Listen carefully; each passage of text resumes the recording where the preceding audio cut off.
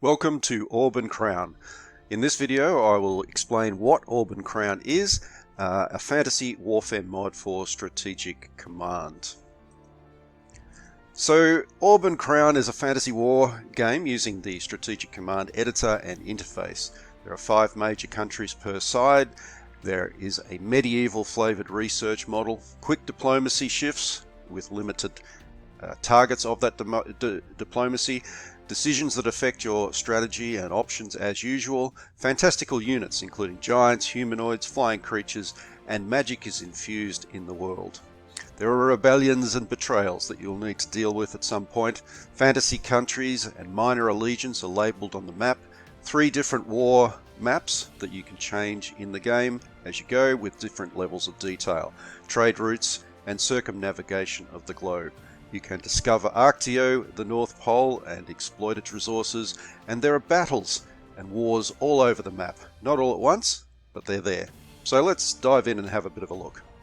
So when you start Orb and Crown and you've loaded up the mod for it, this is what you will see.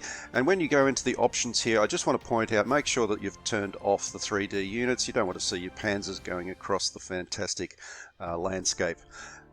Let's go in and you will see that the load screen looks like this. The idea being that you get a better idea of how the world looks and what sorts of things, what sort of countries that you've got and where they are, which is quite important. In the first few times that you play this, assuming you get that far, it will be quite confusing because they are completely new. You have no scaffolding information or knowledge of the world. Alright, I'm just going to go in. I'm in hot seat, so I'm not going to put in a password, of course.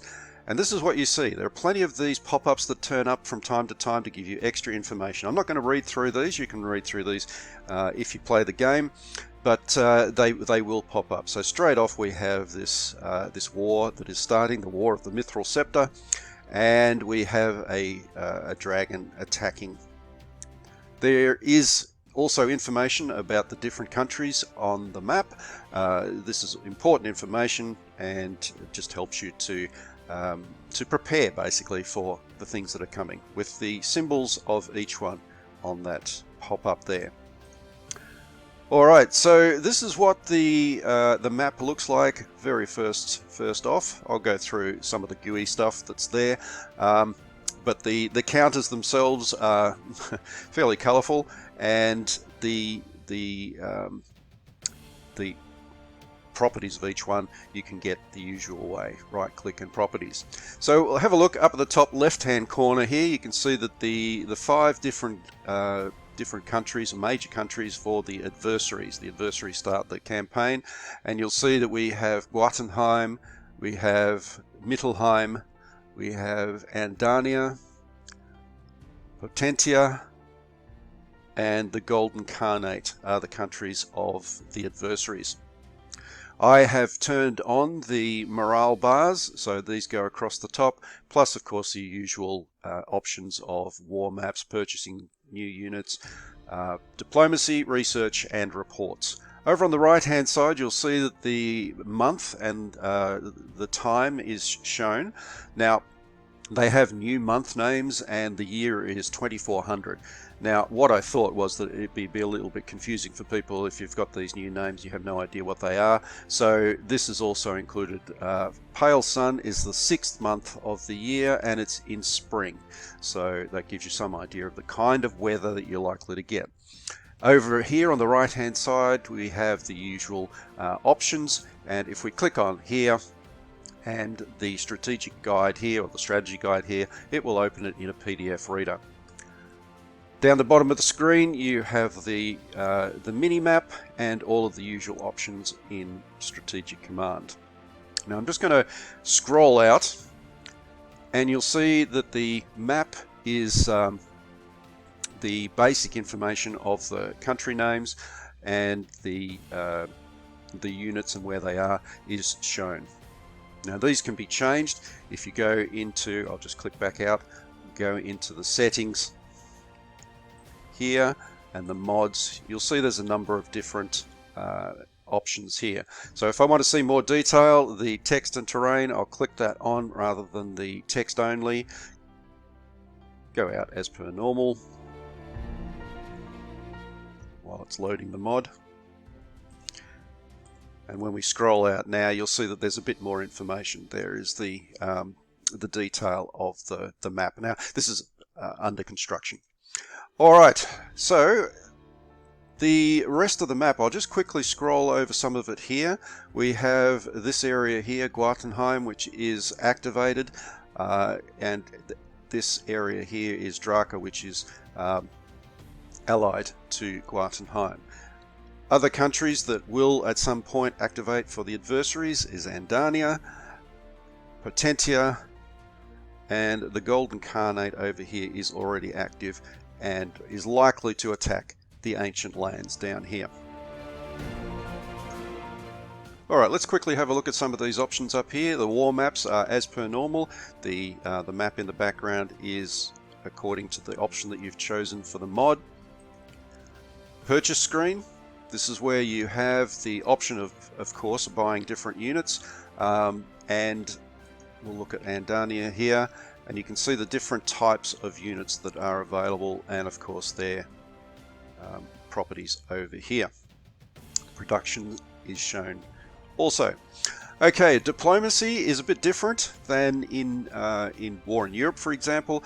The countries cannot influence all other countries diplomatically. What they can influence, or who they can influence, is determined by their proximity and their relationship with other countries. So you'll see that Guatenheim, which has got the symbol here, can influence Transmorodonia, which is a good idea for it to do, but it cannot influence Jumrock, which is the gnome kingdom near it and is generally an enemy, so it cannot influence them at all.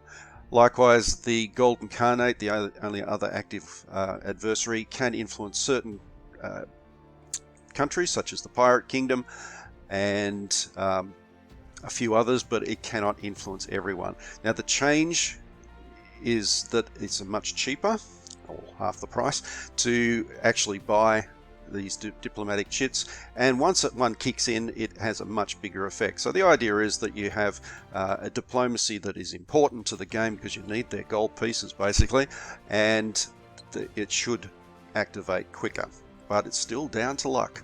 Research, as I said, has got a much more medieval sort of feel to it, so weapons, armor, sea fighting, leadership.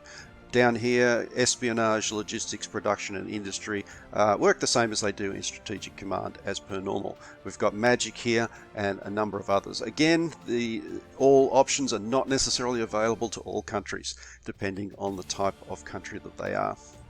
And finally, reports. So these reports are as you would expect in the different games of Strategic Command.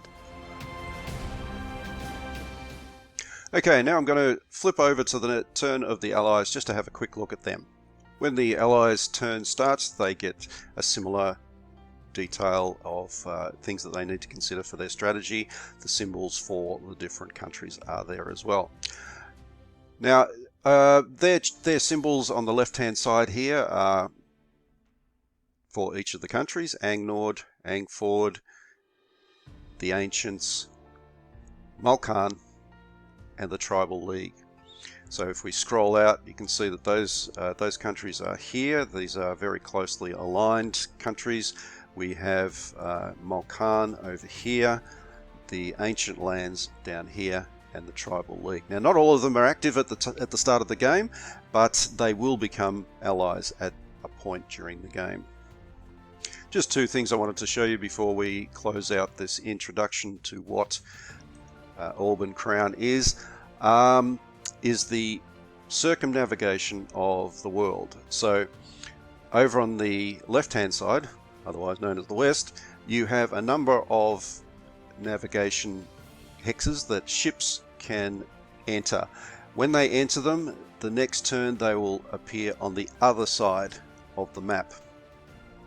So of course, with a globe, that's how it works. You go, there's no falling off the end of the world, not at least east and west. And if a ship was to come from the east, it would appear in the west and vice versa. So the ships can get around the world quite quickly and easily. The other thing is Arctio, the North Pole up here in the north. So you will see that there are 2 base camps that explorers can get to and then try to find their way to Arctio. It's a tough and arduous journey. It requires a few things to be sorted out in terms of research before it is attempted. So that is a quick overview of Strategic Command, Orb and Crown, and I hope you have a lot of fun playing it, and good luck.